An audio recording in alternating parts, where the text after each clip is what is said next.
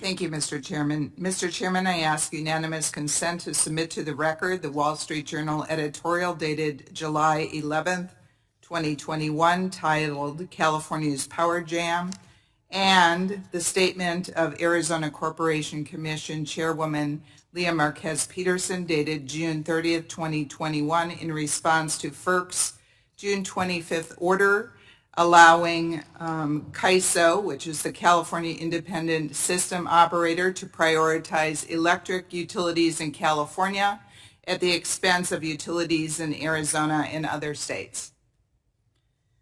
I would ask the general lady if she would defer until the conclusion of the hearing so that the staff could have a chance to look at the documents that you are requesting. Yes, thank you, Mr. Chair. I'm going to read a portion of the Arizona Utility Regulator Chairwoman's statement. She says, as a result of short-sighted energy policies, poor long-term planning, and extensive rolling blackouts in 2020, CAISO petitioned FERC to make changes to its tariff related to transmission priority through California. For years, Arizonans have relied upon clean and reliable energy purchased from hydropower dams in Oregon, flowing through power lines in California to cool our homes during the hot summer months. Despite overwhelming opposition from other states in the West, FERC sided with California and granted the change which will allow California to stop energy from flowing to Arizona, which could mean power shortages for Arizonans.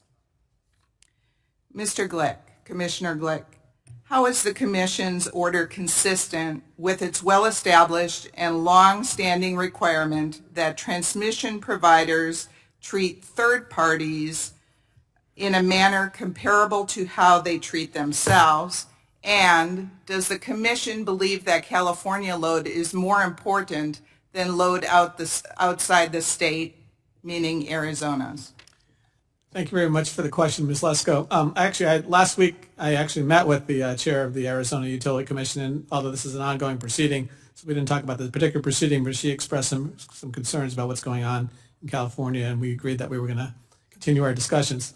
Congress, in the 2005 Energy Policy Act, essentially laid out an approach that we are supposed to enable or allow utilities to serve native load customers first.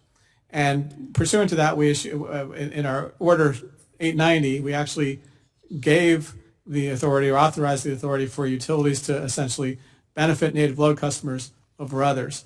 And that's the statutory authority pursuant which we acted in approving the California order. Now that order is pending on rehearing, but that was the reasoning that the Commission used in our particular order.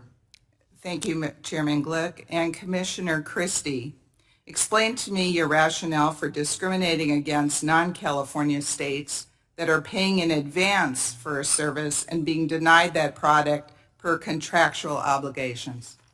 Well, again, if you're referring to that case, I am. Okay, that's still pending in front of us, but I'll say it was the law in effect that applied to that case, and the facts of that case led to the result. I think it illustrates a bigger issue, I would say, Congresswoman Lesko, is states in the West, before they make a decision to enter an RTO, had better look long and hard at the pros and cons of what they're getting into.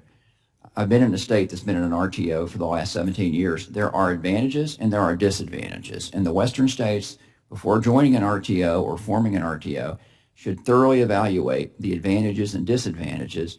And also on resource adequacy for Arizona or any other state, FERC cannot order a single state to build a generating unit, and FERC cannot order a single state to shut down a generating unit. Those resource adequacy decisions are largely at the state level, and I think they should stay there.